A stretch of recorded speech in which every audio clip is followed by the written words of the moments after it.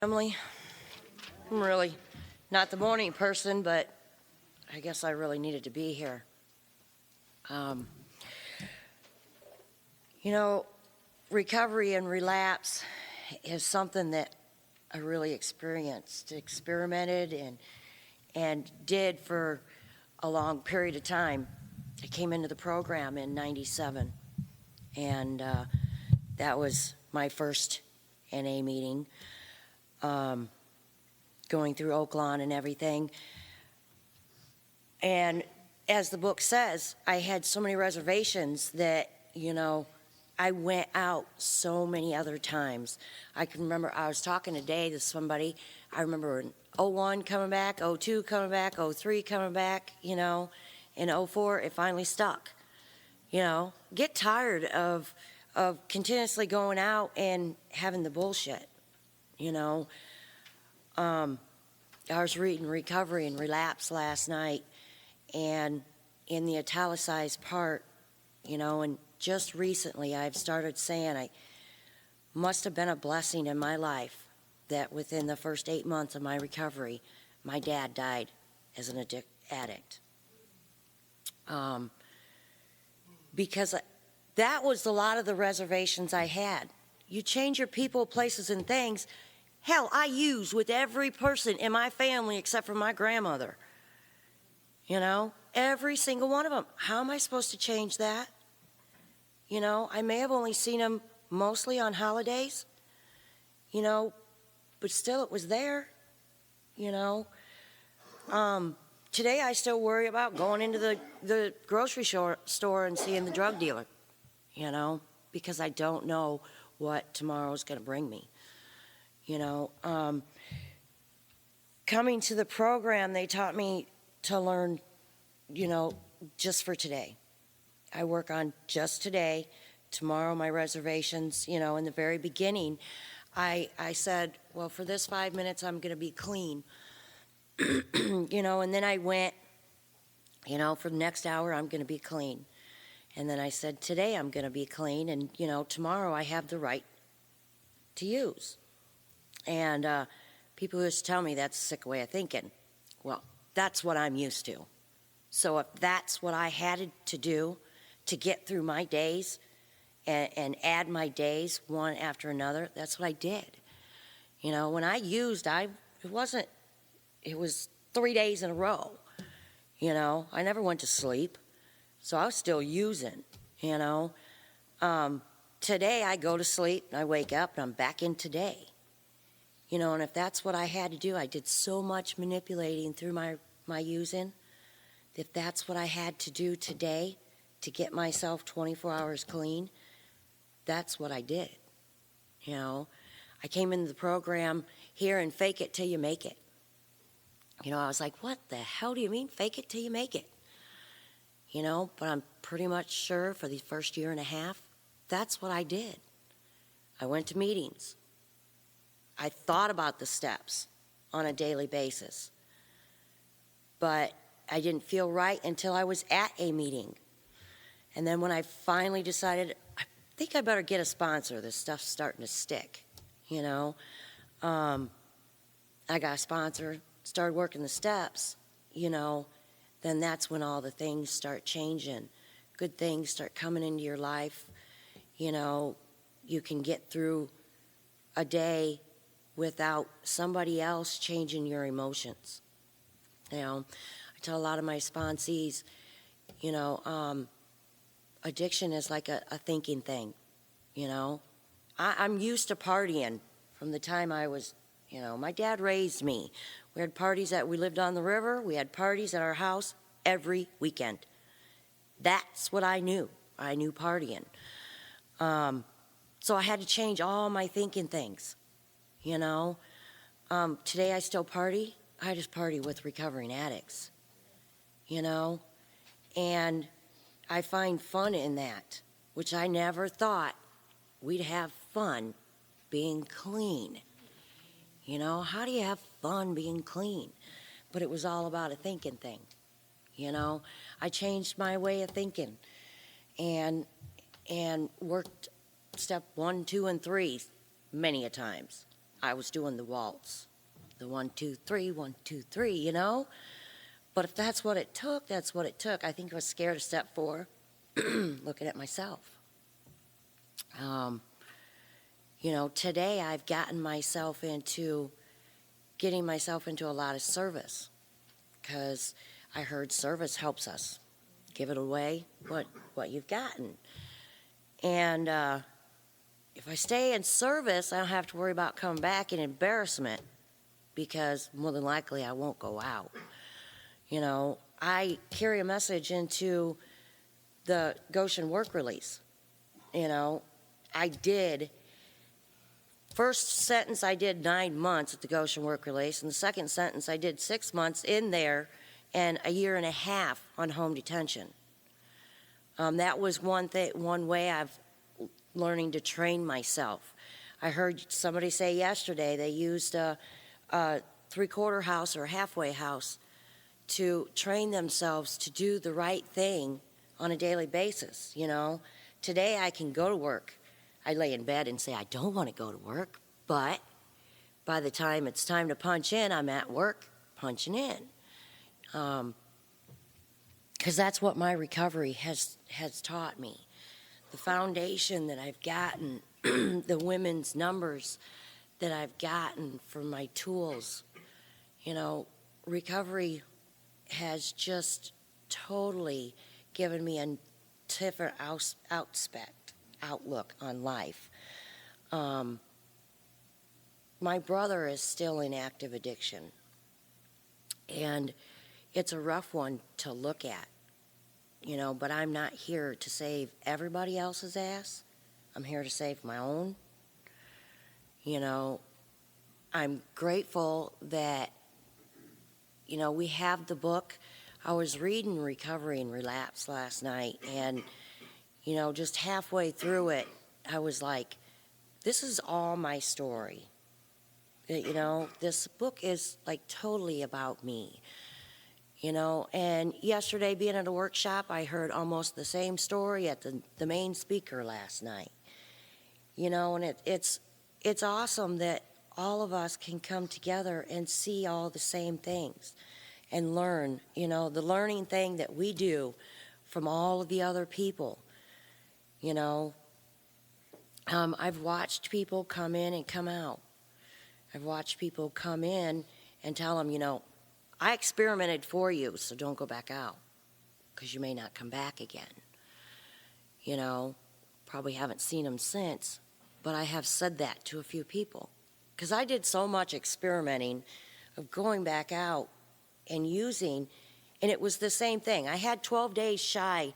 In 03, I had 12 days shy of a year clean, and I went back out, and after that first use, I was right back where I was when I got arrested. I was at the same place I was. You know, and I said for 3-4 years, there's no way, you know, I can't be at the same place. Well, I'm here to tell you, I was at the same place. I used just as hard that first hour as what I did the last hour before I got arrested. You know, today I'm thankful that the police officers were watching the house that I left. You know, that they were watching, you know, because we always say, you know, they're following us. You know, and I finally got to the point where, well, shit, they wouldn't be following me if I wasn't at that fucking house. You know, because duh, they're watching the house, they're not watching me. You know, it took 2 years of being in here to figure that part out, because I was like, I went to school with all Elkhart County cops. You know, so yeah, they're watching me. I went to school with them. Shit, they know me. You know, fuck, they weren't watching me, they were watching the house. You know, they were watching the drug dealers that they really wanted to get, but they weren't getting them, they were getting me. You know?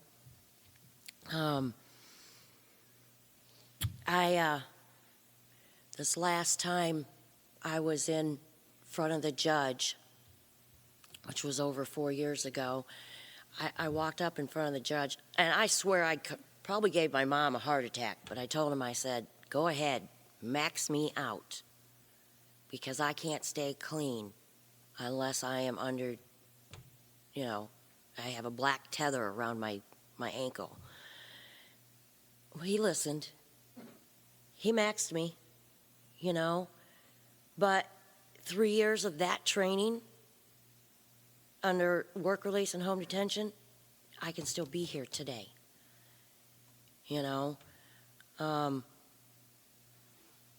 After I said it, I was probably like, gosh, don't you think about what you say? And actually, I think I remember, my dad laying in the casket at his viewing and saying, sorry, Dad, I didn't mean to really tell him to max me out. I could have been there for you, when you stop breathing. But today I've forgiven myself for the things that I have done. The distrust I have gotten from my children. The people I have stabbed, manipulated, used. And I feel that's a big part of my recovery. Because if I don't forgive myself, I can't forgive anybody else for some of the shit that I went through in my life. I heard yesterday it's all about the choices we made. And I used to say, it's their fault I use. That's all I've known since I was a toddler. It's their fault. Through my recovery, I found out when I was a baby, at 1-2 years old, I was fed Valiums. So there again, it hit me. It's their fault. But I have a cousin who didn't turn out like the other 3 cousins. Somebody goes off on her and she looks at him and says, gee, there must be something wrong with you. Because that's the way she feels about herself. And I've learned from that just in the last year. I've been working the steps and I've been going through some shit. And the last 6 months, I've been going through some shit with my son through his addiction. But I found out today, I don't care if anybody else likes me or is proud of me. I'm proud of myself, and today I like myself. I can handle being in my skin. And for many years I can remember, I don't like this skin I'm in. Why can't I be like her? Why can't I be like him? Why don't people like me? And today I work on people liking me, but if we have differences of opinions, be mad at me today, get a new slate tomorrow, let's start over. That's the way I like to start out all of my days. I hate my job, I hate where I work. Monday I go in with a good attitude. Tuesday my attitude's a little bit better, but by Tuesday lunch I hate my fucking job. Last week I did everything I could to make it not change me. Don't let it change me coming in and smiling, and then by noon I'm a grumpy ass bitch who nobody wants to talk to or even work with. And last week it worked. I kept it to myself. I hated my job. And people were still okay coming around me, and I kind of learned that through coming to meetings, coming to Narcotics Anonymous, the different things that these years of experience has taught me in my short amount of time, I am so grateful for. I'm grateful I can come to a peaceful place like this. Yesterday we were talking about how many bathing suits and pairs of shoes and all the clothes we have, and one of the girls said, yeah, when I was using, all I did was shop. And I was like, how the fuck did you go shopping and use? You must have had a lot of money, or my other part of my mind went, God, she manipulated really good. And I was like, wow. But today the bills are paid.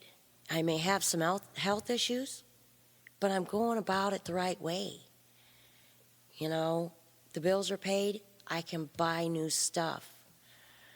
We can remodel the house. Back when, I lived out of my car. Where I laid my head, I was lucky if I laid my head down. And then usually when I laid my head down, I was out. You would have to throw me to wake me up.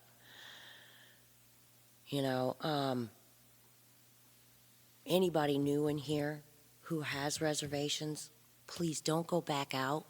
I've done enough experimenting for you. Come talk to me. I'll tell you all about it.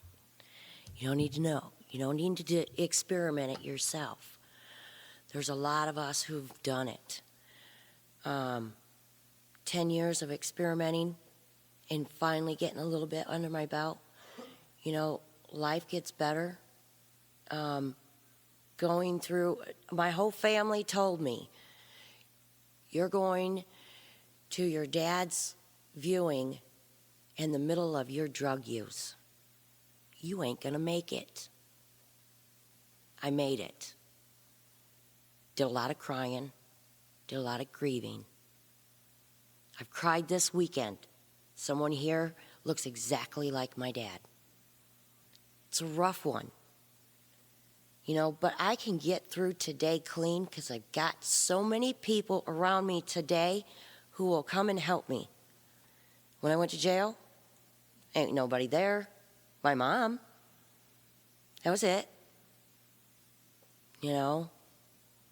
But today I know if I have some situation come up where I feel I can't take care of it, I got that 50 phone numbers in my phone that I can dial. Somebody will come up with something, a suggestion. When I came here, they told me take the suggestions and do it. Today I know if you do the footwork, you can get through anything and you can do anything you want to do. But damn it, you got to do the footwork. You got to do it. It doesn't just come to you. Go to meetings. Use your phone list. You'll never have to use again. Thank God for Narcotics Anonymous that I could learn this because I don't want to die at 54 using like my father did, which has made my recovery so strong. I really wish I could get it through my brother's head because I hate him, but I love him too. Just like my dad. I hated him, but I love him too. Wish I could get it through his head, but you can't get it through someone's head who has a closed mind. The open mind, the wanting to change, the new thinking thing, that's the only thing I did to get where I'm at today.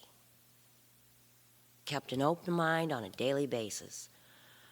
Started out the day with an open mind, and mind you, it's not easy because in the middle of the day, my mind closed. Fuck this shit, But everybody told me, keep your mind open. And once I started doing that, recovery came in, and it stuck a little, and it stuck a little more, And today I can say I've got 4.5 years clean. Awesome. I'm not over the milestone. I'm for sure of that, But I've got a little bit of time and a little bit of experience under my belt that I know I can get through anything today. Anything without using. And I would love to share it with anybody who wants to come and ask. But I'm not a mind reader. I can't know who wants the help. In the beginning, I was just going through the motions. Today, there's no more motions. This is action, and this is what I take. And I try and show everybody else every action that I have that has worked for me and hope it works for them. I've seen other people do some actions that work for them that didn't work for me. I've given it to other people. But keep coming back. Nobody has to use again, ever. Thanks for letting me share.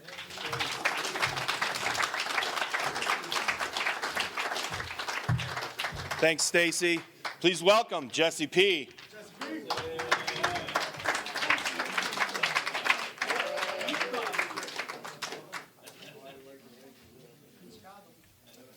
What's up, guys?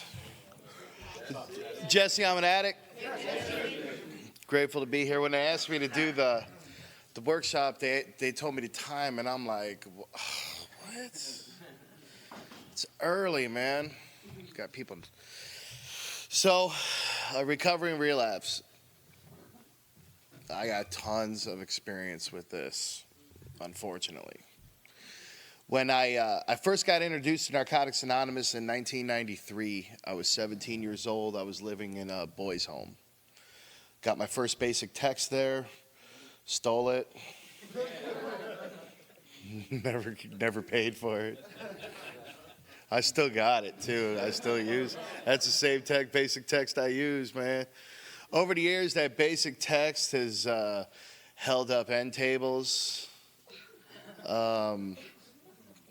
When I was real sick and caught up, I would use it to cut my stuff on. And I still use that basic text. The glues come unbinded and the pages are falling out, and there's like little remnants of like mold where it was stored in boxes, and they're, it's crazy. And then when that's when I was in the boys' home. And they would let us go to meetings every week, and then am I hitting something over here, man? You want to crown them, then crown them. So when where was I? Sorry, Denny Green moment. I apologize. Anyway, so what happened was when I got out of the boys' home, I tried to stay clean. I was clean for about a year and a half, and then about every 4 to 6 months, I would go out. And then I just quit going to meetings. I was living on my own. They were pretty much, the state of Indiana was like, hey, you graduated high school and you're 18. And that was it. So that was rough stuff. So those are real hard years in my life, and I didn't really come back into Narcotics Anonymous until I was 24 years old. And those were rough, and I still had that same basic text. And I walked in.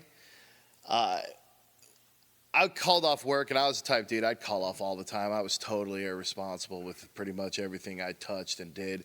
And I started calling treatment centers. I'm like, I can't do this anymore. I can't stay clean. I can't even try to fix this. I can't do this on my own. I need some help.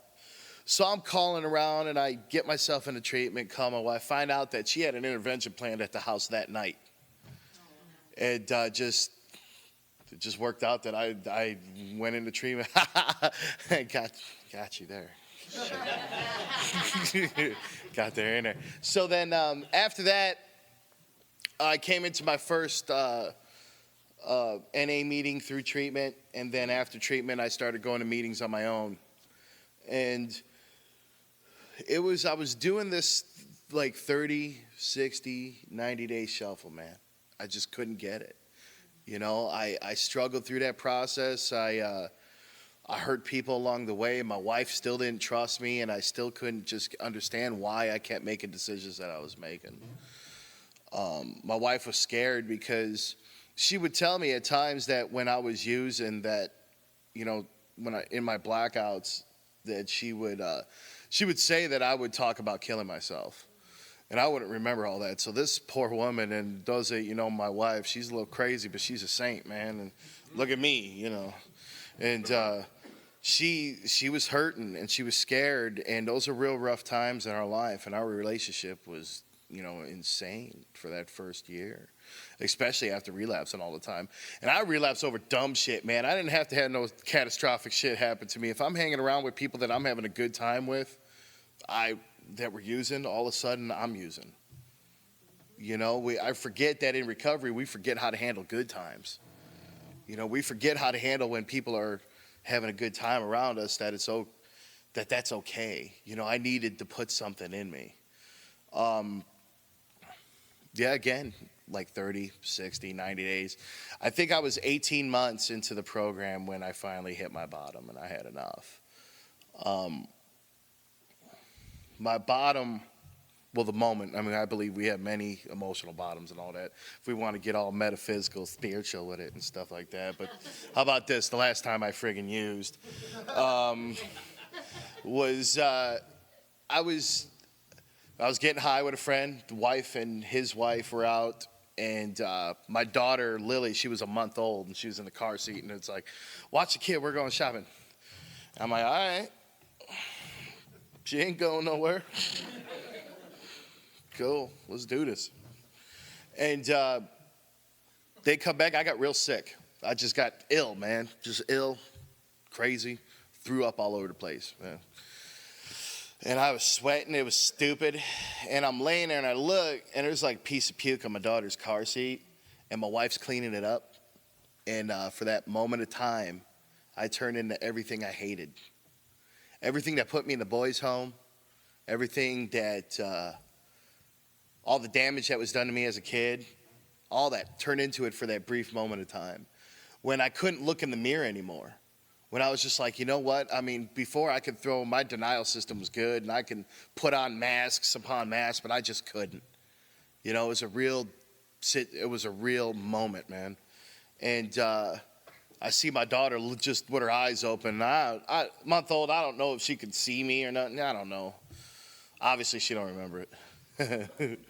But, I remembered it. And that seared a real mark on my heart, man. I had enough. I couldn't do this anymore. So I got honest, man. And the key thing that we forget sometimes is just a real basic spiritual principle that gets us through these moments is just friggin' honesty.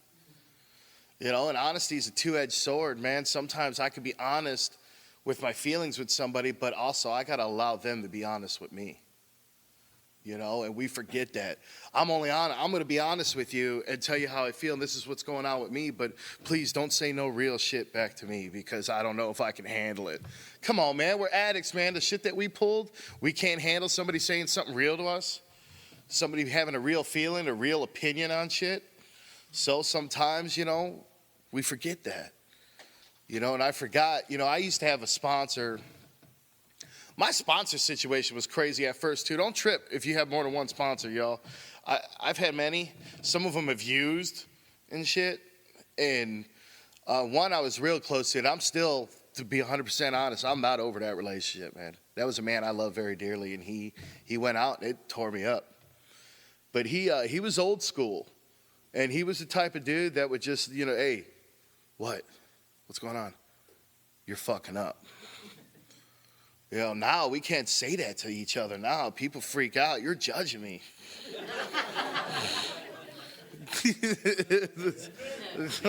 So, come on, man. Really? Judging you? That's what you're really worried about? We're here trying to save each other's lives, and I got to worry about my face and not my ass? Sometimes we get sensitive, man, and I do. I'm an extremely sensitive person. When somebody says something, man, I take it to heart, and it hurts. And if somebody says something crazy to me, I'll hang on to it, and start copping resentments, and then eventually, if it's out of a place of love, I could kind of accept it. Depends on where I'm at, man. Let's be honest. It depends on where we're at. But that was a rough process, man. And I always say this in my home group and stuff, it's when people keep struggling like this, there's an issue that sometimes, man, there's an arrogance that comes with clean time in this fellowship. And I'm just going to be honest. You all were honest with me. I'm going to be honest about what's on my heart. At times, I think there's an arrogance that comes with clean time. I think that that we forget that last moment. We forget what it looked like to look in the mirror at our face, man. We forget that, our families didn't trust us, that we damaged people's lives. We forget that because we think we got some shit because we got some time. Look, we got time, and that's a great blessing. And there's many miracles that happen in our lives when we continue to do the right thing. But please don't forget that people struggle, man. And I got to remind myself of that. I got somebody close to my life right now that's, struggling. And I forget that, this is a process for people. I forget that just because I've been married and gone through the trials that me and my wife have gone through and still have a happy marriage and have good relationships in my life, that, sometimes relationships are just tough for people. Basic text talks about that. Relationships are a stumbling block. It's in that recovery relapse chapter, We forget that, and it hurts. It hurts when I see, and I've seen it. We know how the knitting circle works in Narcotics Anonymous, man. One person says something, all of a sudden your whole friggin' area knows what the hell happened. Let's be real. Come on. It happens. But gossip, man, hurts. And I've caught myself doing it. I've caught myself just tearing people down that ain't even in the room to defend themselves. We need to be careful for that. If I need to make an assessment upon somebody, please. We're taught not to judge, but come on, I need to assess people at times, man. I need to be like, I don't need to be hanging out with this idiot. That sounded maybe way more judgmental than I meant it. but no, sometimes, man, it just, there's people that don't get it, man, that don't get what it's like to walk. They forget that little moment, and that's sad. Because it's that moment, it's the puke on my kid's car seat that reminds me that I don't want to ever go back there. You know what I mean? And that even though I've struggled in this program at first, I always have a new. If you wake up in the morning and you're sucking air, you got a second chance. No matter what it is. No matter what it is, no matter what you're doing, you have an opportunity to change what's going on in your life. And you have an opportunity to change your heart. If you let a higher power in, and you let the love of some people around you in, you could change. But and real quick, man, it's just honesty. It's a basic principle, just honesty, man.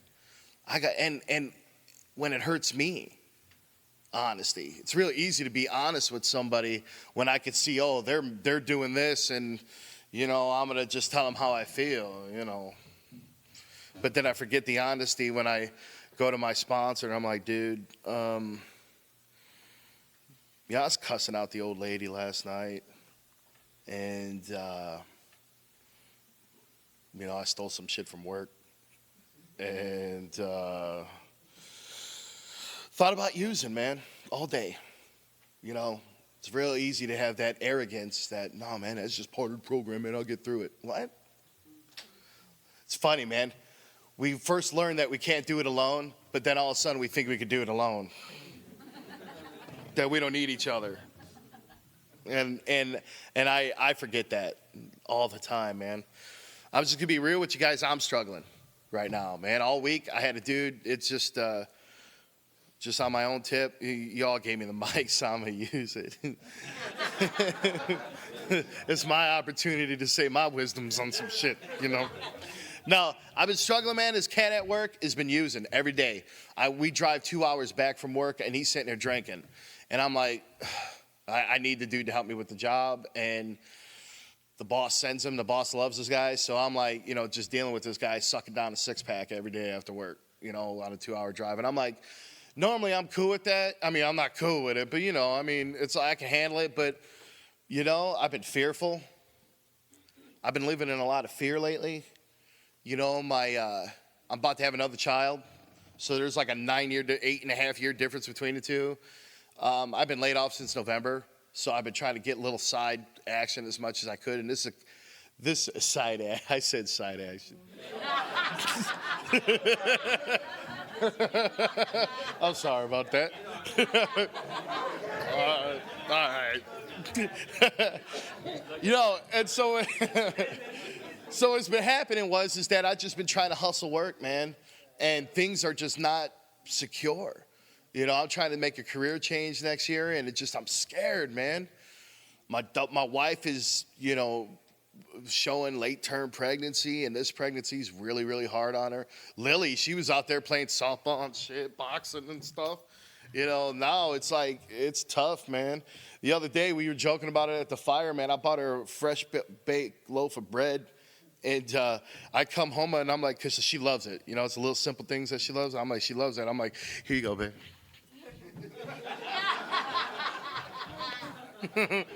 Here you go. Oh, man. And she was like, she's crazy, man. And I'm like, so I'm dealing with this, man. I got a strong-willed daughter. I got no money, a house that's falling apart, a room I need to do construction on to get ready for the new baby. And we are the brokest I've ever been. And I'm thinking, man, I got 8 years and this is where I'm at? Because I forget that real thing that social acceptability doesn't equal recovery. And I forget that. And it's like, man, I'm just I got a lot on my plate, man. So I've been like a dickhead, like Friday and like early part of Saturday here. I've just been a jerk to people. So if I offended anybody, call your sponsor.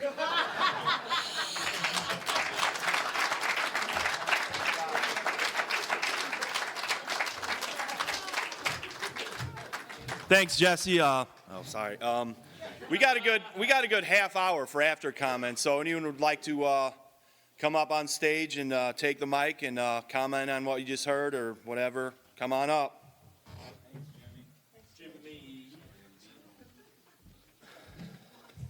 Hey, I'm Brandon. I'm an addict.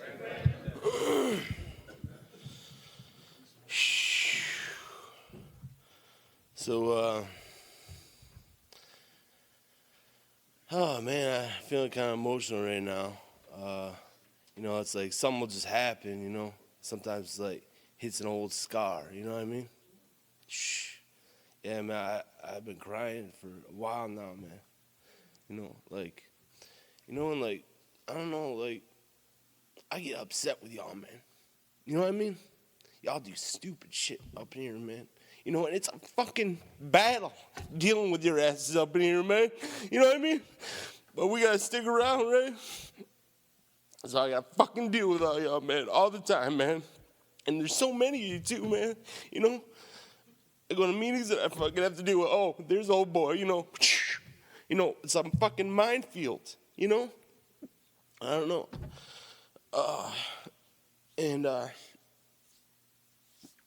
Man, but I know that I belong here. I walked over to a campsite earlier, man, feeling all crazy and emotional, and somebody was like, oh, well, this program's for so-and-so, not for so-and-so. And I was like, yeah, well, get it straight, buddy, because we all belong here, You know how long it took me to learn that, I came in when I was 21, man, and I just saw everybody, talking about using hard drugs and shit, man. I was like, not me, And, oh, shit. I thought none of y'all would like me, man, I thought, oh, y'all fucking, we're off on some shit, and I was just trying to be like you, And, I could talk the talk, but I didn't know how to get honest. And so no one could identify with me. But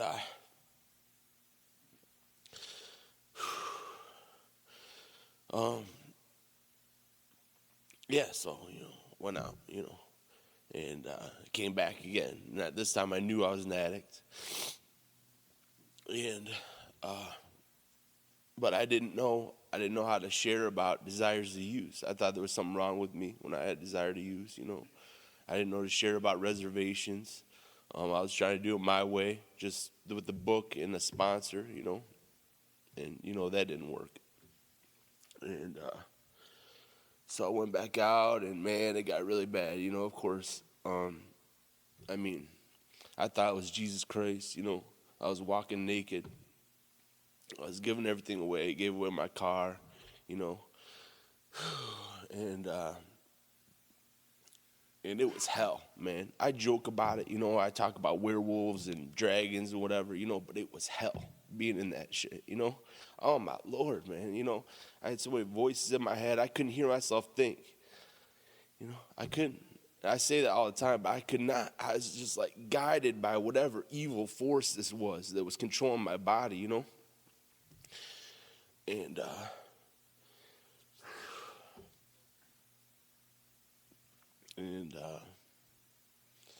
so, you know, so I came in this time, like, show me how to live, man. And that's something that, you know, of course, I always love everybody in NA for, man, because they have showed me how to live, you know. Because I don't know how, you know. But I do. I'm starting to learn, you know, of course. And,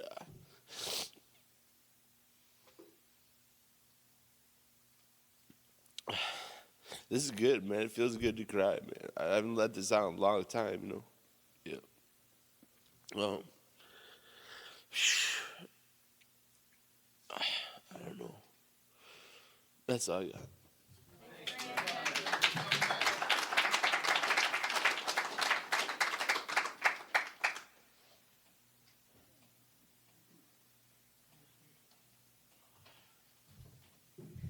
I'm Betty. I'm an addict.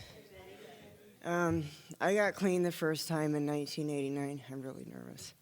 And I stayed clean for a long time. In 1990, I was going to get married, so I went to the doctor because I wanted every test run to make sure that I was okay.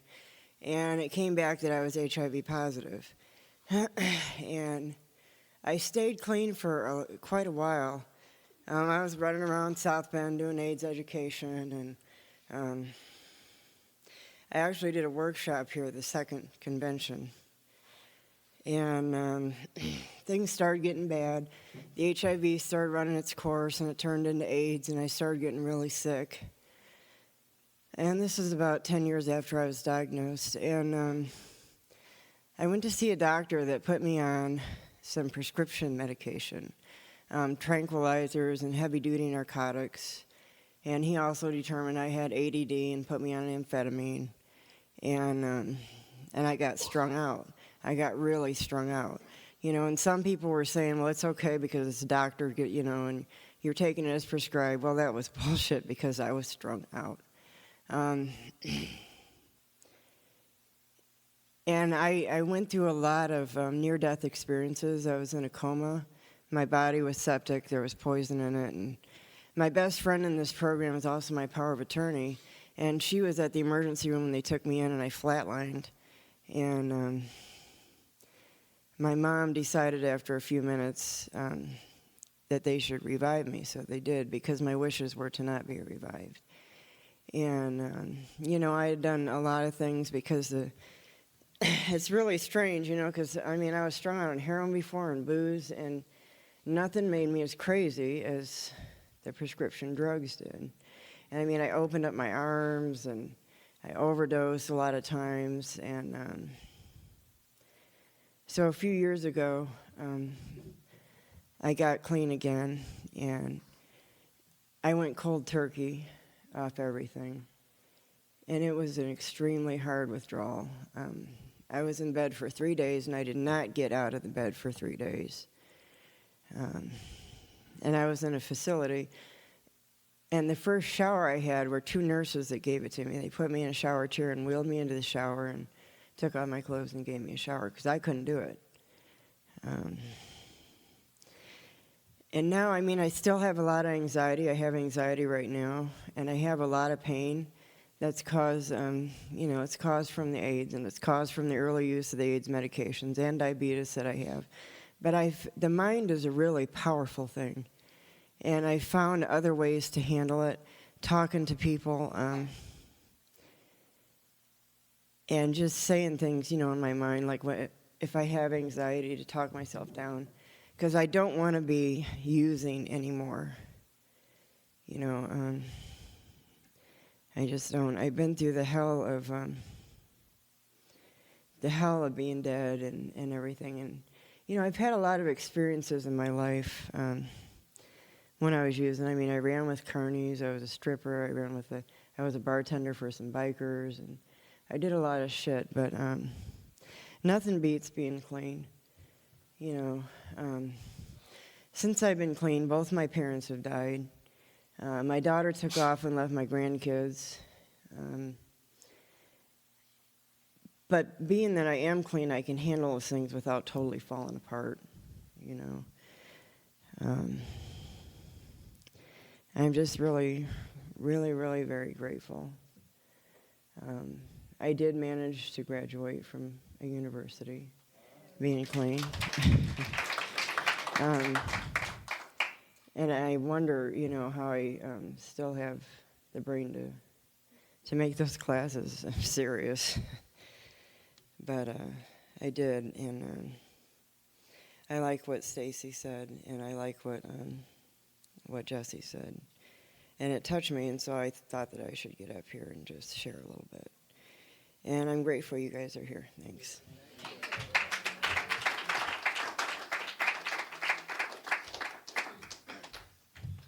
I'm Acne Matthew. Grateful to be here this weekend. I love this convention. Stacy, thank you for sharing. Jesse. You know, Jesse, I'm very grateful that you're one of my friends, you know. You've helped me out in my recovery, you know, even before I was in the program. You know, I remember he took me out to breakfast. And, you know, I was about maybe 15 years old, you know, and a lot of people are giving up hope on me, you know, and he took me out to breakfast, you know, and we talked. And it was fun, too, because, you know, he's like, what's going on with you? Nothing.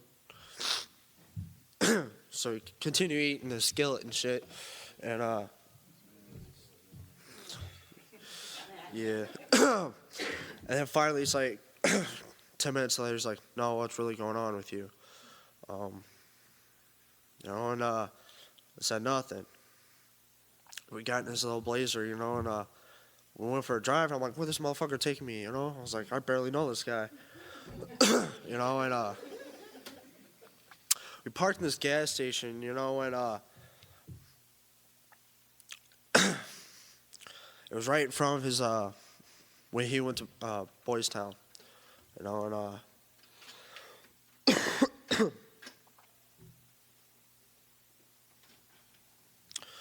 and, he says, you know, if you continue down this path, that's where you're headed.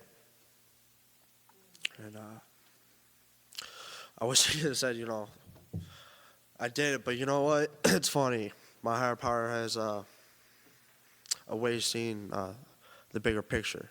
You know, a few years later, I found myself in Boys Town, you know, or not Boys Town, but Placement Center, you know, and he didn't say, you know, I told you so or nothing. He just like, you know what, man, here's my number. Call me anytime, you know. But thanks for sharing that. You know, you're a good friend. And Brandon, thank you for sharing, man. You know, because I came to the program when I was 17, but you know what? Both my parents are in recovery. And I don't say that to brag. I say that because, you know what? I knew there's a way, but I just chose to ignore it, you know, and I found a lot of pain through it. You know, my father gave up on me. He didn't really give up on me, you know. He was always there, but you know what? That moment, you know, that Jesse was sharing about, I seen it every day when I used to wake up and I would walk past my parents and their look in their eyes was I wasn't even there, you know, and that hurt so bad, you know, and I tried to stop using it on my own, you know, and I was like, I could do it, you know, I have the willpower, you know, whatever, my parents did it, you know, they have this program, I don't need that shit, I'm too young to be an addict, I just need to stop doing this. I found more fucking pain in my life, you know. And then my higher power took me out of myself, made somebody else manage my life for me. And I wish I could say I stopped after that, but you know what? I found my bottom and I stopped, and I became Narcotics Anonymous. And I went to an open meeting and I heard this man speak. He told my story and it got worse. That's my home group today. You know, and I realized that, you know what? I'm too fucking young to die. I should, my parents shouldn't be able to bury their baby. You know, and I was gonna die. That was my path. Because I went to both, you know, jails and institutions, you know. And that dereliction that fucking talks about in the basic text, you know. Every time I took a hit, God, just take me out. That was my foxhole prayer for many years. And I realized I'm not too young. And of course, there is some people that, you know, I spill more dope than you use on purpose. You know, when I heard that, I was like, you actually spilled your dope? You know?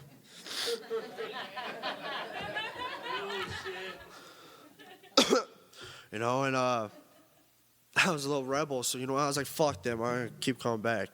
But then there was this times, you know, there's people there for me. This man with 13 years came up to me after a meeting, after hearing me share. He's like, you know what, keep coming back.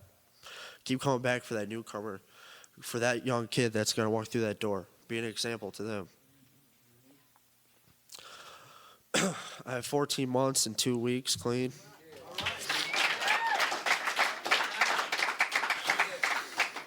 And you know what? I realize I'm not too young to be an addict. Because you know what? Everything I shared in a meeting and everything I heard in a fucking meeting was me. And, you know, it was my choice. You know, I could either go and say, and that denial it talks about in the first step, and deny that I'm an addict and keep on going and then move on to harder shit and just die quicker. Or I can accept this gift of life and be an example to everyone. You know, and I'm truly grateful to be here. I love this convention. And you know what? I love y'all, and I'll keep coming back.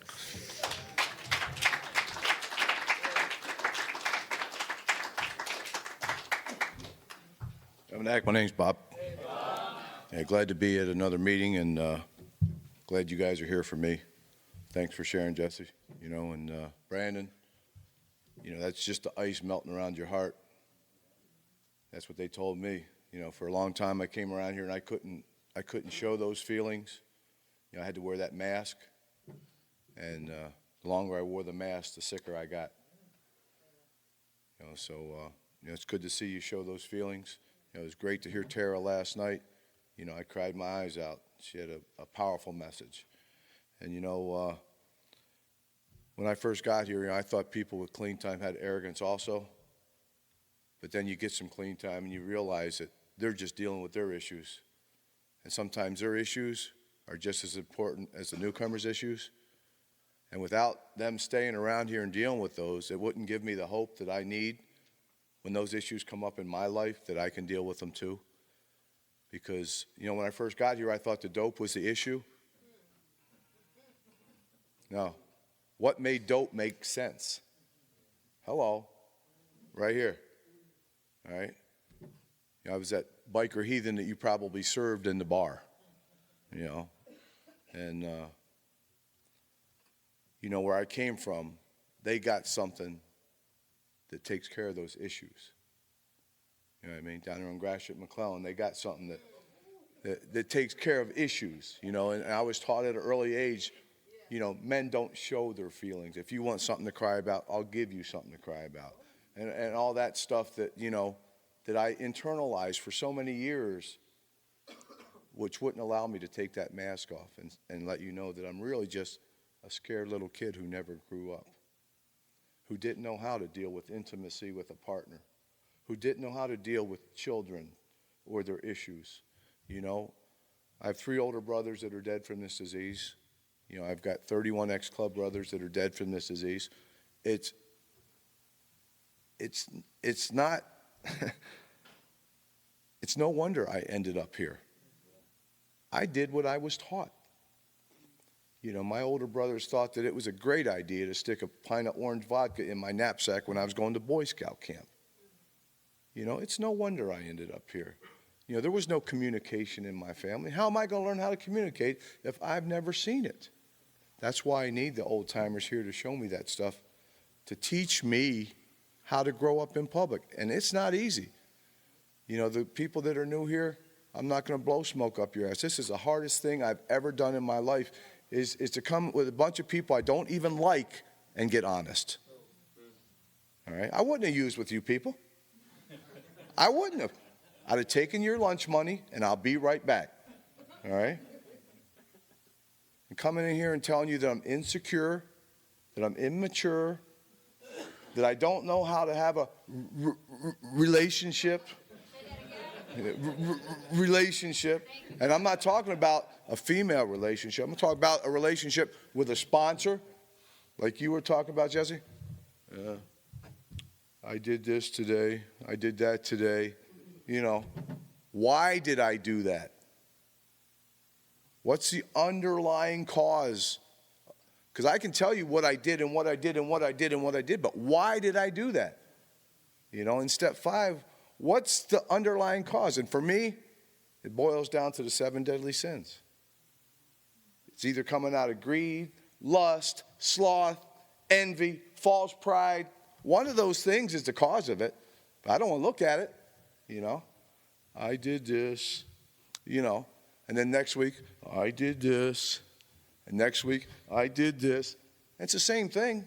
It's just a defect, you know. But without looking at it, without the help of my sponsor and all you people, I'm just going to keep doing this because that's what I know how to do.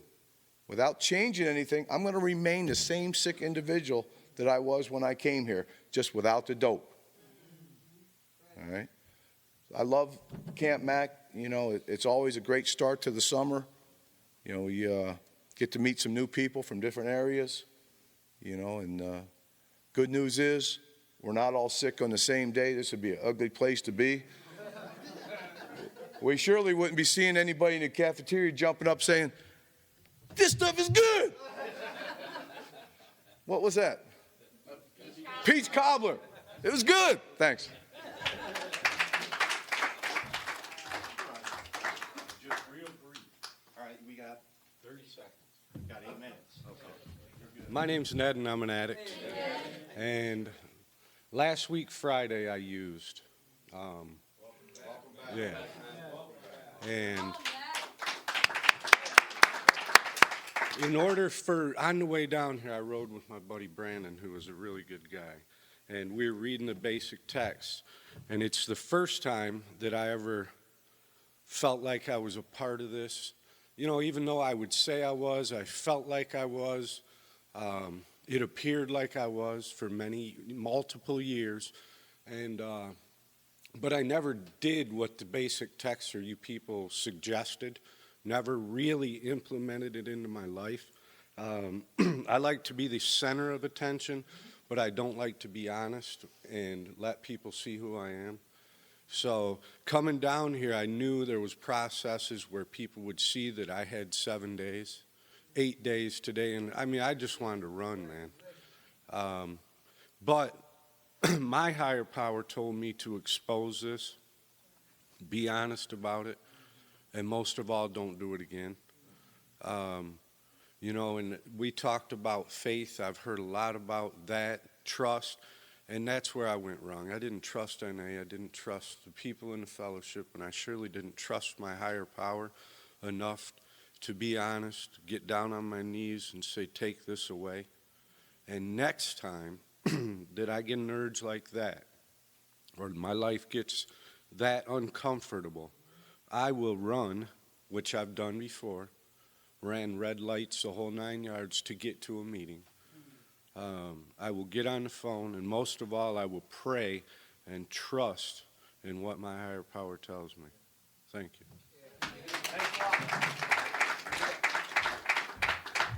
All right, would you please join me in a circle and we'll say a prayer.